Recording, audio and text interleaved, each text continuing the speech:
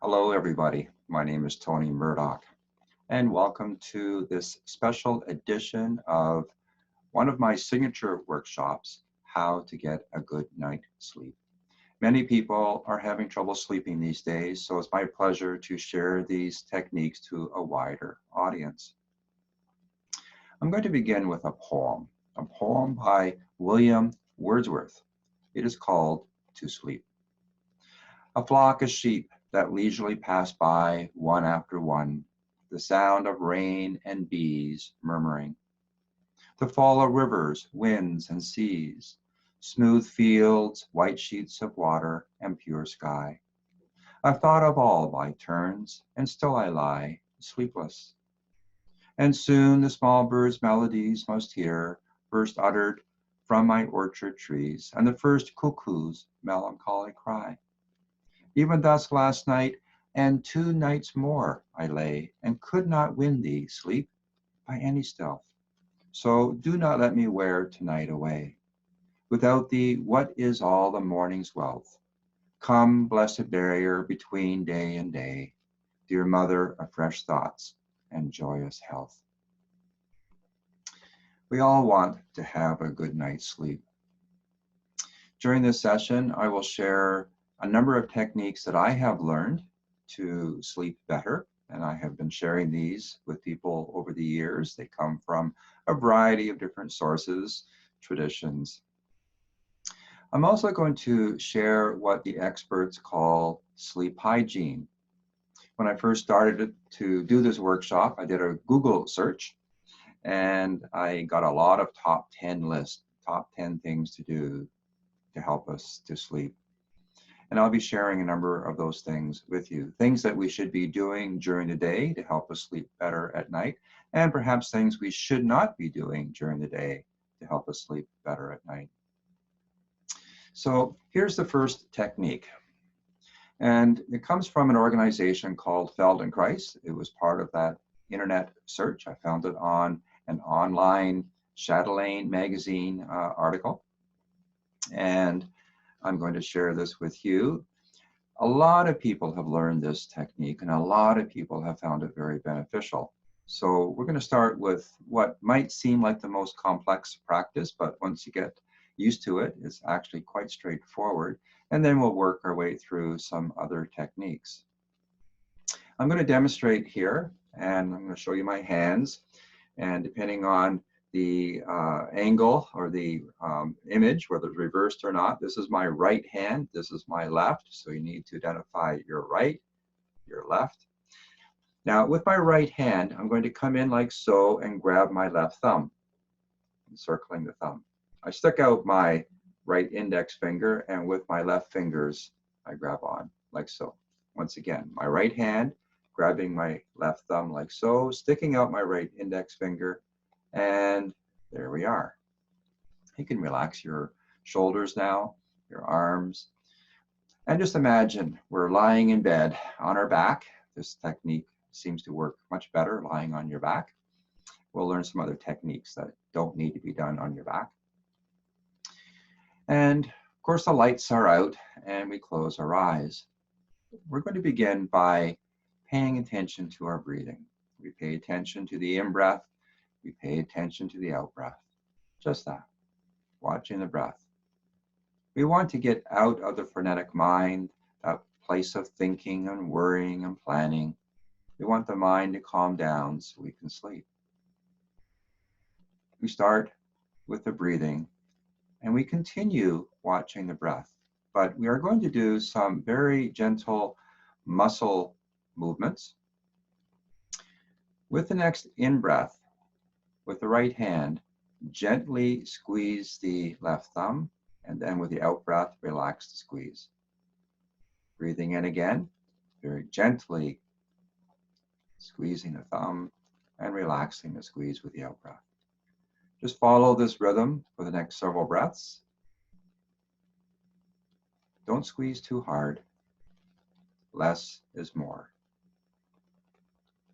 This helps to get our attention out of the mind, and it helps to move our attention down into the body.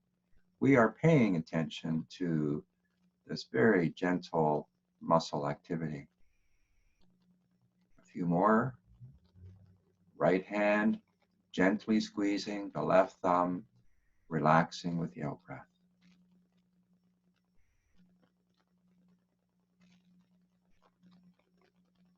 And we would do about 10 of these.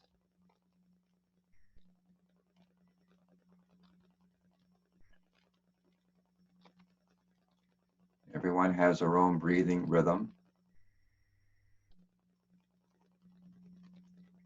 And when you have done 10 or so, with the next breath, the left hand squeezes the right index finger very gently, and then relaxing with the out breath. Gentle squeeze, relaxing with the out breath.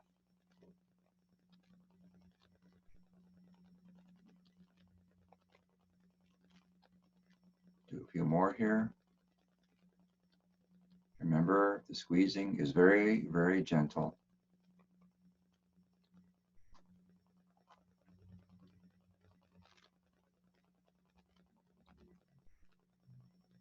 This helps to move our attention out of that frenetic mind. We pay attention to these very simple, these very gentle muscle movements.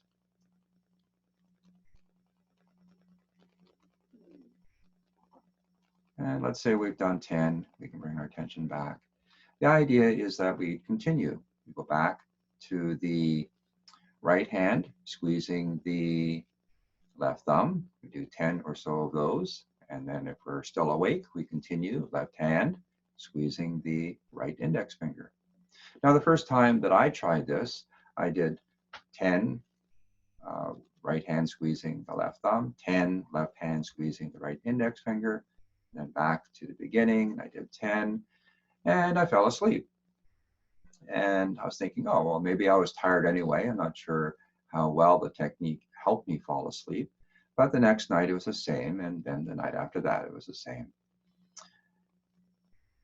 After several nights, not that I was doing it every night, not that I needed to use techniques to fall asleep all the time, but I like to practice them all, especially if I'm teaching them to you. But one night, it was very interesting. I did 10 to one side, 10 to the other, 10 to the first side, 10 to the second side, and I kept on going, and I was still on the edge. I wasn't quite falling asleep, and I was getting tired of trying to get tired. So finally, I stopped, and I rolled over, and I swear that I fell asleep before I finished rolling over. I was on the edge, but I just needed to do something a little different, and I fell right to sleep, and I fell into a deep sleep. A few nights later, I woke up in the middle of the night, and as we often do, we start thinking about the next day, and that's what I was doing. And I had a very full day, and I was starting to get a little anxious that my sleep was going to be interrupted. I was not falling back to sleep, and I would be tired for the 3 workshops I had to do and all the traveling I had to do for those 3 workshops. Then I remembered this technique, and in the instructions that I received for this technique, it said, if you wake up in the middle of the night, do this practice. So I wasn't sleeping anyway, so I thought, well, sure, I'll give it a try. I did 3, 10 to one side, 10 to the other, 10 again, so like 3 rotations of 10, and I was right back to sleep. And I had a good quality sleep for the remainder of the night. I woke up with the alarm, and I felt refreshed. So I was very pleased. Now, I've been sharing this for quite a while, and a lot of people have received great benefit from this practice. But I want to share a little something with you, and I do this in my live classes, just a little experiment. The instructions have us right hand grabbing the left thumb, and then the left hand grabbing the right index finger. Let's try the opposite. Left hand grabbing the left or the right thumb. Get your rights and your lefts clear. Left hand grabbing the right thumb, sticking out the left index finger and grabbing that with the right hand. And I always ask people, how does that feel? And it's interesting. 90% of the people come up with weird, awkward, odd, different, words along that line. Most people find the first setup much more comfortable than the alternative. Now, sometimes people find the alternative more comfortable. Sometimes they're left-handed, but sometimes they're not. So there doesn't seem to be a rhyme or a reason here, except most people find this technique much more comfortable. So there's often a go-to. And now here's a little experiment. It has nothing to do with falling asleep, but clasping your hands like so. My left thumb is on top. So how many people have their left thumb on top? How many people have their right thumb on top? And it's usually about 50-50, so there's a natural go-to. You would never clasp your hands the other way, would you? Same as folding your arms. We have a natural way to fold our arms. And would you ever fold your arms the other way? Usually not. So you need to go with what's comfortable here. Even though 90% of the people find this most comfortable, if you find this more comfortable, that's your go-to position. So what if you have gotten into bed, lights are out, and you're having trouble falling asleep, and you remember this technique, but you're just a little bit too tired to get up and try to find where you've written the instructions down, and perhaps you don't want to wake up your partner, the lights are out. So here's an alternative that you can do, and this has been helpful for a lot of people. Follow your breath and just work your thumbs. In breath, raise the thumbs up. Out breath, lower the thumbs. In breath, raise the thumbs up. Out breath, lower the thumbs down. Or you can alternate. You can do one and the other, or you can do 10 to one side, 10 to the other.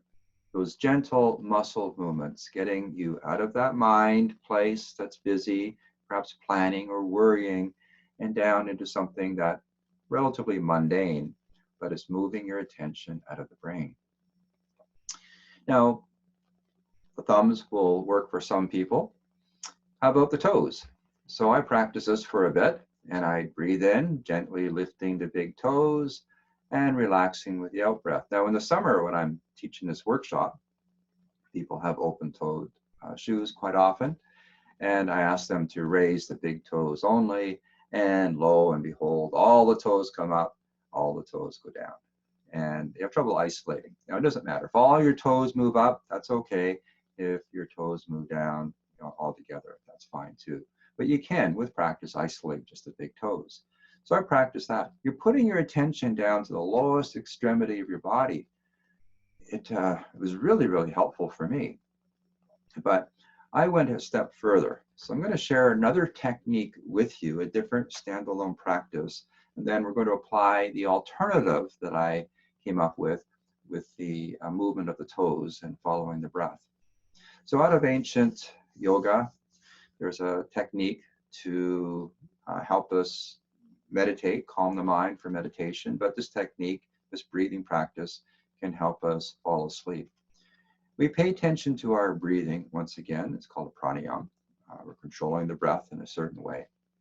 And we're going to emphasize the out breath, a longer, elongated out breath, suspending the breath, not breathing in for a bit, just relaxing the breath, then breathing in normally, a longer out breath, suspending. So the out breath is 2 times, maybe 3 times as long as the normal in breath. So we're emphasizing the longer out breath, suspending the breath out, and then breathing back in again. So let's try that. And then I'm going to add the other layer, which is focusing our attention on our toes. But this time we're going to curl the toes down with the out breath. So we'll get to that in just a moment. So let's try this breathing practice. Let's pay attention to our breathing. Here's our normal in breath. Then out the nostrils, a longer out breath. Relaxing the breath out, suspending it out. In breath, normal. Longer out breath, suspending the breath out. Just continue like this for a little bit.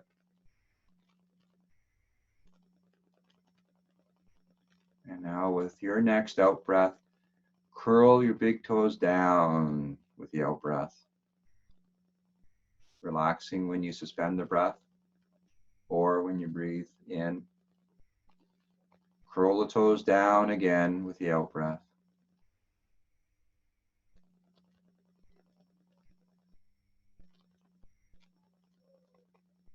And I found this very effective,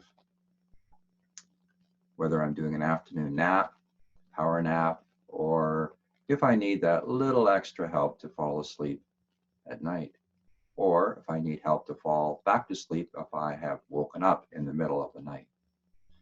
So that has been one of my favorite practices for a long time. Now, here's something else you can do as an overlay on this. It's a mudra. Mudra means a seal. You're sealing a flow of energy in a certain way. And we use the thumbs and we touch the two middle fingers like so. This is called Apana Mudra. We are emphasizing a downward flow of energy in our body, getting out of this place, moving down into the body.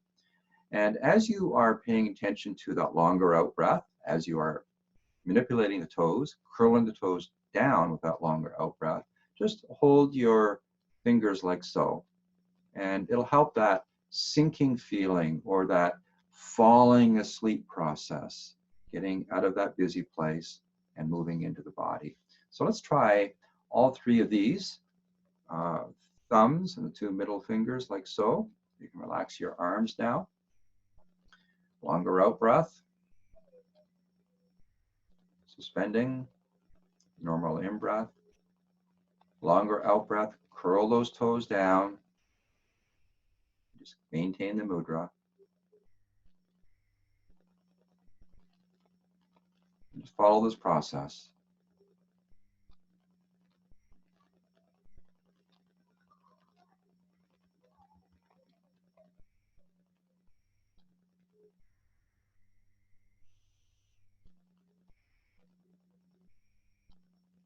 And that's how it's done. Now, I'll mention right now, and I often say this at the beginning of my classes, we are doing these techniques just for a brief period of time. The intention of this workshop is not to put you to sleep. The intention of the workshop is to show you how you can go to sleep when you want to go to sleep. So I do want you awake for the workshop. Okay, here's another technique. I just finished teaching a meditation class, and a young girl comes to me after the class. I'll say she's a young 20-something.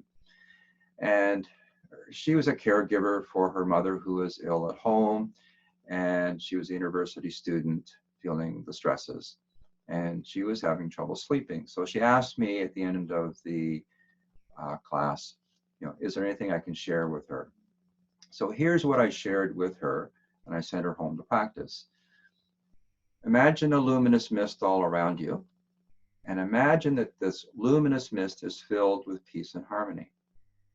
And then we breathe into our belly, and as we breathe in, we do this diaphragmatic breathing process or abdominal breathing. Some people call it belly breathing.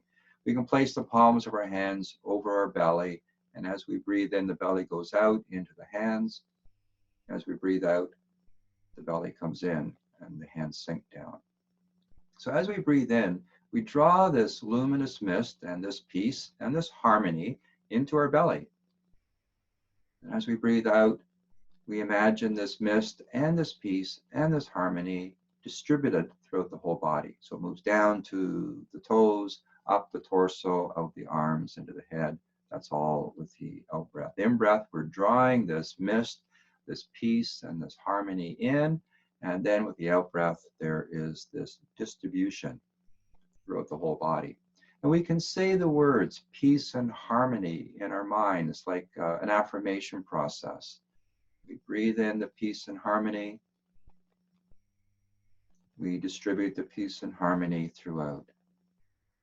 We breathe in the peace and the harmony with this mist, and we distribute this mist with the peace and the harmony throughout our body with the out breath. And the idea is to follow this rhythm until you fall asleep. She came back to me next week, a week later, and she said it was the best week of sleep that she had in her whole life.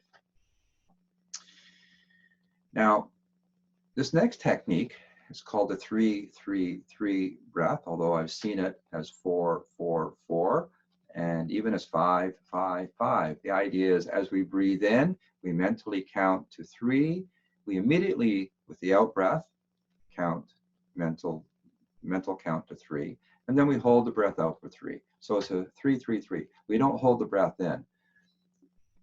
Breathing in for 3, breathing out for 3, holding out for 3. And this one person who did this workshop with me and learned this technique, this is the technique that resonated with her. She practiced it for the week between the time she learned it and the time I saw her. And she said it was the best week of sleep that she had in 30 years. So let's give this a try. We can do it with abdominal breathing once again. We can actually rub our palms together if we like. Place the palms over our belly. And we breathe in for that mental count of 3. Immediately breathing out for 3, all out with the nostrils. Suspending the breath out for 3. Relaxing. Breathing in for 3. And this is where some people prefer a 4 count or a 5 count. So you have to decide what's best for you. You want to practice without rushing. And we do this with abdominal breathing.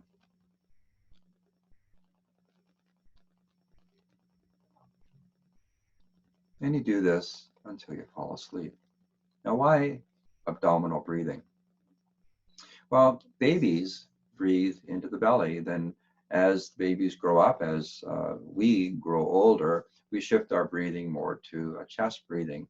So nothing wrong with chest breathing, but we're often not using or maximizing or optimizing the lungs just with normally breathing through the lungs. By breathing into the belly, the diaphragm is sinking down and we're getting more oxygen and we are able to get rid of more carbon dioxide. So the abdominal breathing helps us to move more fully into the body, but also helps us to maximize the use of the lungs. So that's another practice, a 3-3-3 or 4-4-4 or 5-5-5, following the rhythm that's comfortable for you. Now, here's something that you can do before you fall into bed, exhausted. We're carrying our body around. Our muscles are active, even though we might not be all that active. If we are walking around, we have muscle use. And if we fall right into bed, and perhaps we even fall right into sleep, our muscles are still active. And that activity goes into our sleep. So we do a yawn and a stretch before we fall into bed. And this is where I give everyone permission to yawn and stretch. So a stretch and a yawn, oh, that feels good. Whole body tensed, and then we relax with the out breath. If you like, you can do one more. Relaxing with the out breath. This is what our pets do before they have a nap. They do a stretch. They do a little circle thing. We don't have to do the circle thing, but they curl up and they fall asleep. So if we yawn and stretch, it may help us, may help you have a better sleep. Now, here's a very simple practice. We were counting 1 to 10 in the previous technique, but what about counting backwards? Counting backwards from 10.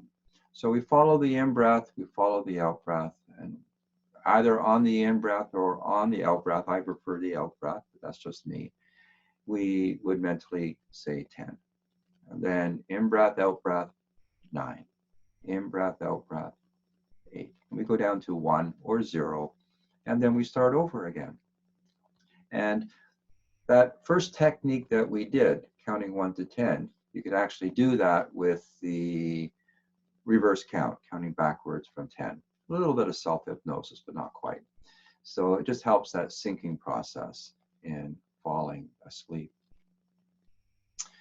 Okay, here's another technique. These are all simple.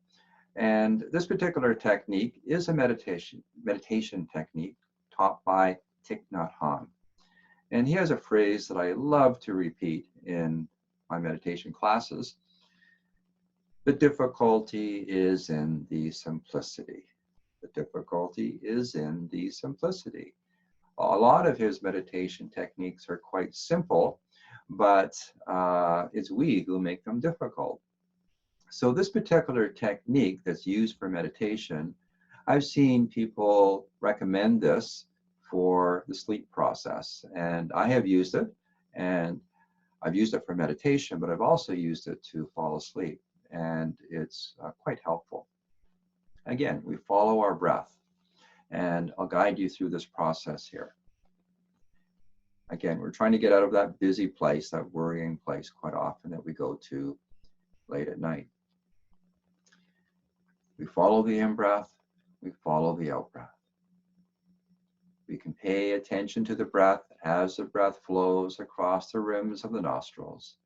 In-breath and out-breath. In-breath and out-breath. And as we breathe in, we can think the words, I am calm. And breathing out, I smile. And we can go to sleep with a little smile on our face, a Buddha smile, a Mona Lisa smile. Breathing in, I am calm.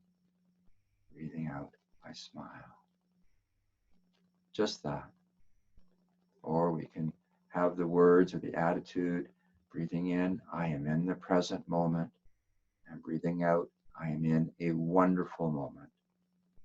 Breathing in, present moment. Breathing out, wonderful moment. Until we fall asleep. Okay. Here's some other things. Back in the early days of yoga, 1970s, early 1970s, down in Southern California, a person who had trouble sleeping came to my teacher. It's my teacher up here. His name is Ramakrishna Ananda, or Graham Ledgerwood. This person came to him with sleep issues. He went to all the conventional places and nothing really worked. So he wanted to try this new thing, yoga. And my teacher said, okay, attend the classes, do some gentle yoga. It'll help to take the stresses from your body and help to relax your mind, but also do the following.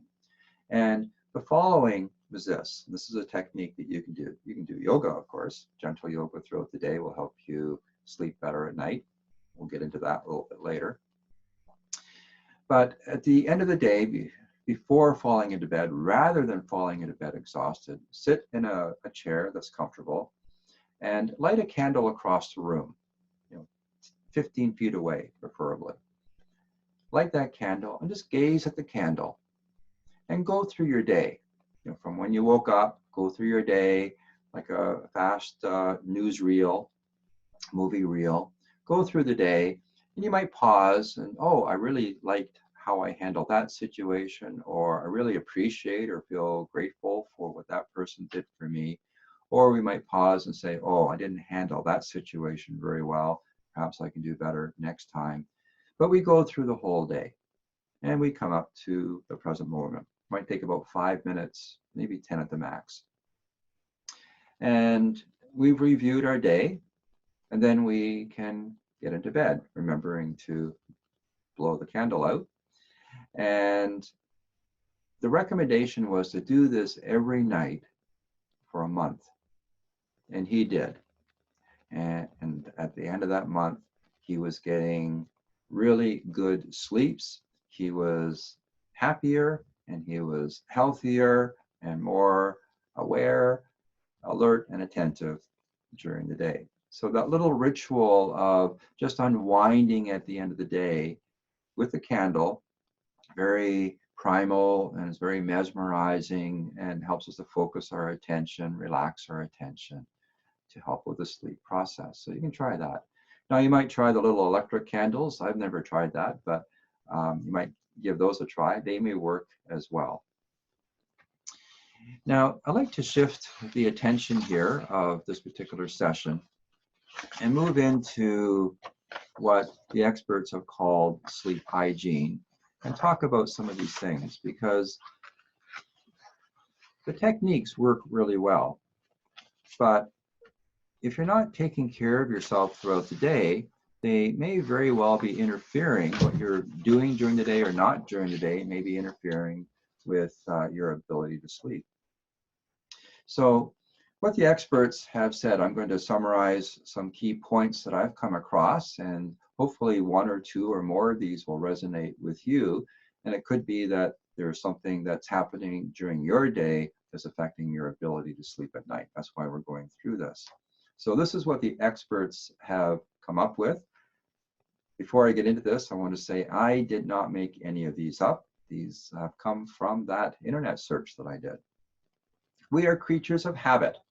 So find your natural bedtime and stick to it. If you have a natural getting up time, stick to it. Now, very often we're tied to our work schedule. So find the same time to go to sleep every night and find the same time to get up every morning. Our bodies like the ritual, they like the routine. And it's recommended to even do this on the weekends. Sorry, that's what the experts say. Try to maintain a consistent bedtime, but only go to bed when you're sleeping. Now, if you have trouble sleeping, you might get up and putter, do something a little bit boring, read something that's boring, not an action, adventure, page turner, because that will keep you awake. Do a puzzle. That's what the experts, this one expert had recommended. Now, what I have found, if I happen to be working on a puzzle, and we have here in the house so occasionally worked on puzzles, that working on a puzzle late at night was not conducive to falling asleep. But maybe for you, it can be very relaxing, but very often I just need to find that one more piece before I fall asleep. And then I go to bed with puzzle pieces circling in my brain. So that could work for you, might not work for you. Some studies have said never nap during the day, and other studies have said, well, yes, you can. Actually, it's very beneficial. So you have to decide what's right for you and your body. Now, I'm an afternoon napper. I'm often up in the morning and I'm going off to teach somewhere, and I often teach in the evening, and I have found that afternoon nap very refreshing. It helps to energize me, make me more alert for the evening. So a nice, good 15, 20-minute power nap is very, very helpful. And just have that routine and that ritual that you'll follow, because your consciousness and your subconscious will adapt to the routine. So, oh, now it's time to get ready for bed. Sleep when it's dark. We're creatures that thrive in the daylight, and then we tend to wind down in the evening. Now, some people are more night owls, and they usually sleep in, but you follow that same routine. The thing is, daylight stimulates the brain cells, and it stimulates the cells in our body. And when it is dark, we tend to sleep better. A lot of these top 10 lists had this: exercise every day. A little bit of exercise every day will help you, your overall health, and help you sleep better at night. And that's preferably outdoors. Caffeine. Colas, teas, chocolate, and if you're a smoker, nicotine. If you're sensitive to any of these, then don't have that. That could be interfering with your sleep at night. You need to connect the dots. You're lying in bed and your body's still revved, and maybe it was that late day cup of coffee or that late day or early evening chocolate cake. You had to have it because it was on the table, it was offered to you. But that could be stimulating you and keeping you from falling asleep. Doctor studies have shown avoid alcohol. Now, this is a hard sell, especially since I'm near wine country and I teach a lot of meditation classes in the area, and people like their wine. But doctors have said the wine may help you unwind at the end of the day, but it could affect the quality of your sleep. And you can be the best judge of that. How do you feel in the morning? Maybe a little bit is fine for you, but if you have more than a little bit, if your brain is a little bit fuzzy and you feel fatigued in the morning, it could be tied to the alcohol. What studies have shown is avoid the television and avoid the computer screen late at night. Turn them all off. Don't be in front of the TV. Don't be in front of the computer screen an hour before falling asleep. The light coming from the computer screen and or the television set, lighting up the brain, the synapses of the brain are still active, even though you might have turned all the lights out. And that's interfering with your ability to sleep. On that note, I should add, electronics in your room. A lot of people are hypersensitive to the electromagnetic energy coming off of the electronics in your room, just as we are sensitive quite often to the power lines around us or even Wi-Fi around us. A lot of studies, there's mixed results, but you have to determine what is working and what's not working for you. There was a young girl that couldn't sleep, and her mother finally took her to an energy worker who suggested, well, let's take all the energy sources out of the bedroom and see if your daughter might not be able to fall asleep. And she did. She was able to sleep once all the electronics were out of the room. Even though they were off, but they were plugged in, there was still electromagnetic current coming off of the devices that were in her room. And she was just wired in a certain way, in such a way that it was affecting her and keeping her from sleeping. Just as some people are very sensitive to the windmills, the electromagnetic energy coming off the windmills or hydro lines. It's good to get out in the country, again, for that fresh air, but to get away from all these power sources. What do we do when we get out in the country? Without exception, people just take a nice deep breath, breathing in that fresh air. In Japan, they recommend people doing forest baths, taking a walk in the forest, just bathing in the energy coming off the trees. Very refreshing for us. Decreasing the levels of the light, like a dusk process, could be helpful for you. What doctors have said, avoid sleeping pills, unless you need the sleeping pills for medical reasons. But if you do use sleeping pills, just be aware they could impair short-term memory, reaction time, thinking, and visual motor coordination during the day. Try a warm glass of milk. The warm milk produces tryptophan, just as turkey does for turkey eaters.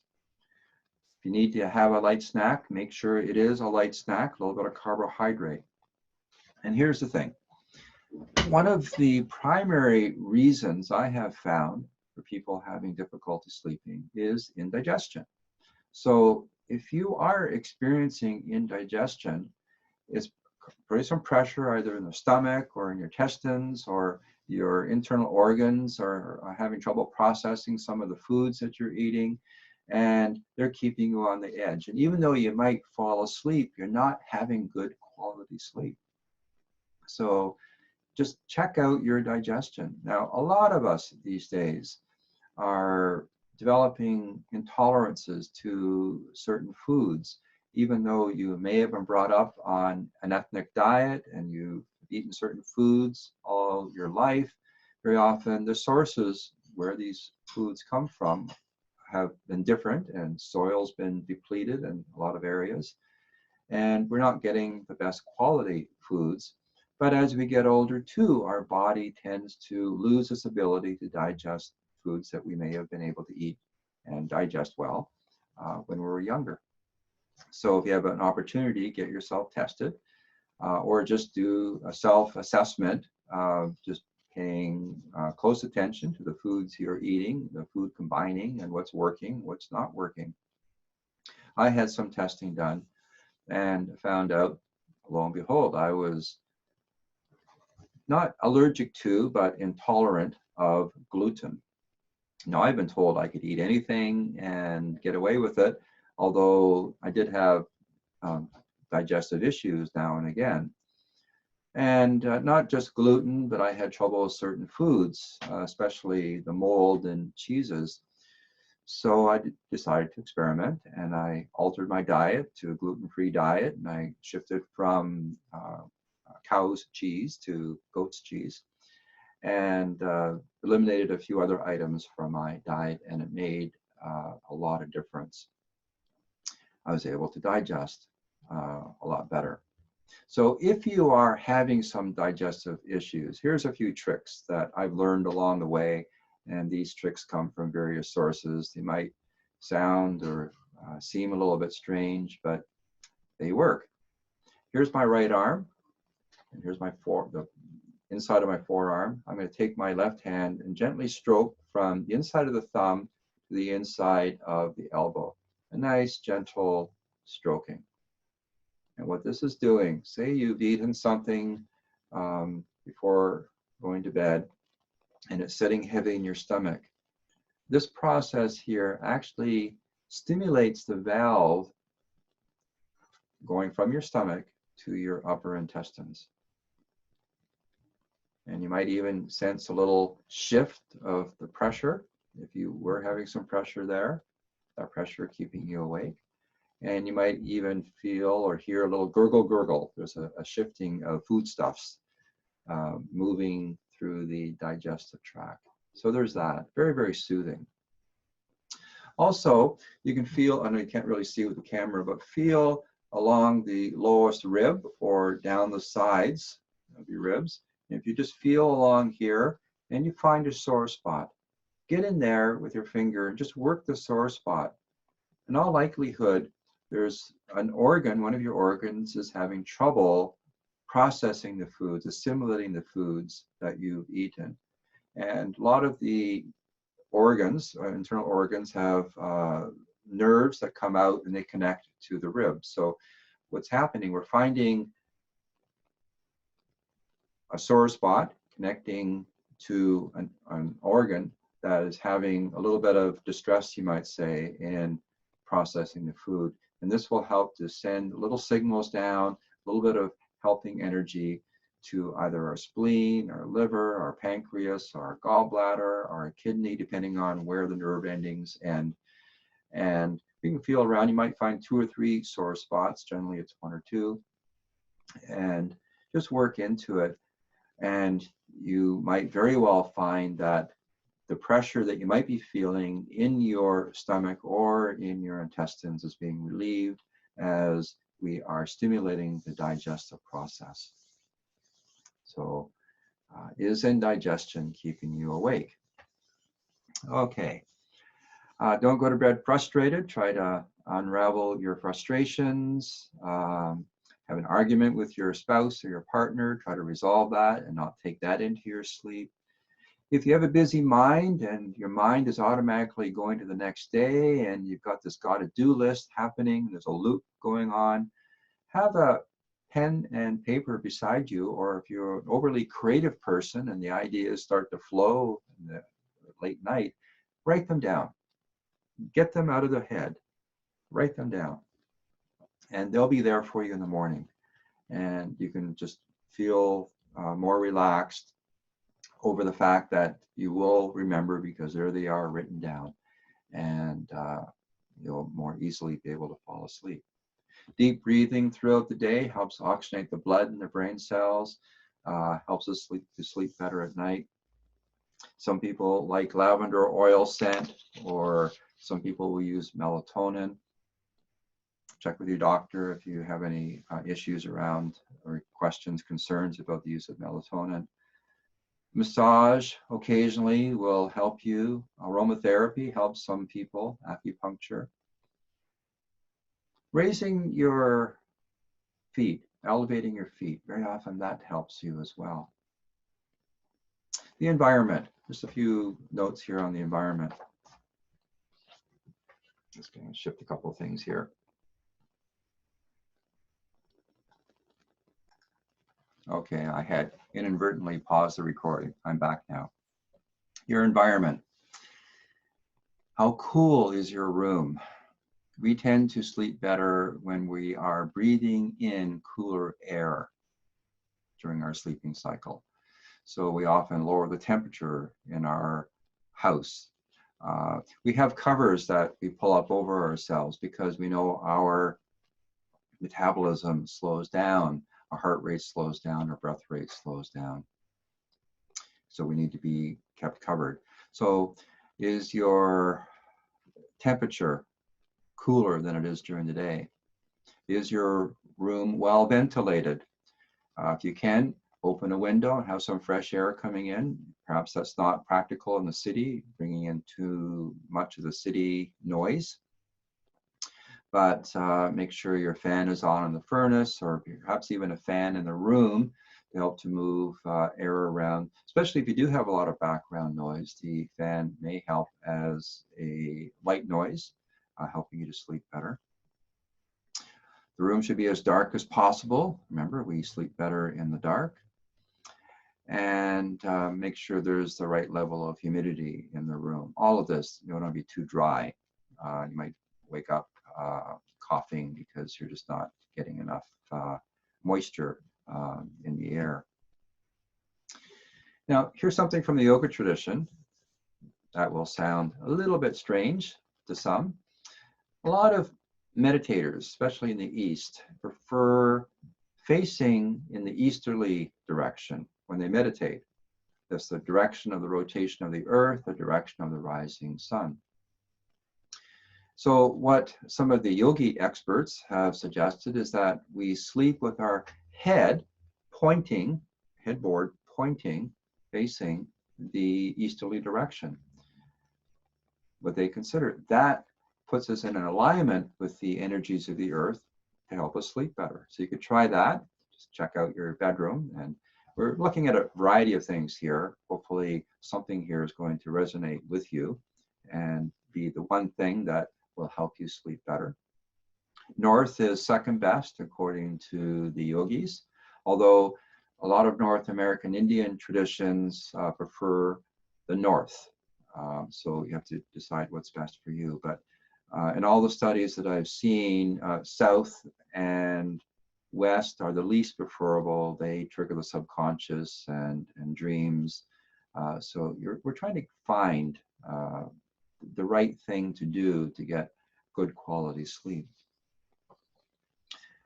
Again, if there's background noise, you might have a fan or even some soft instrumental music in the background, perhaps having your Google or your Alexa play some gentle music for a half hour or so while you go to sleep.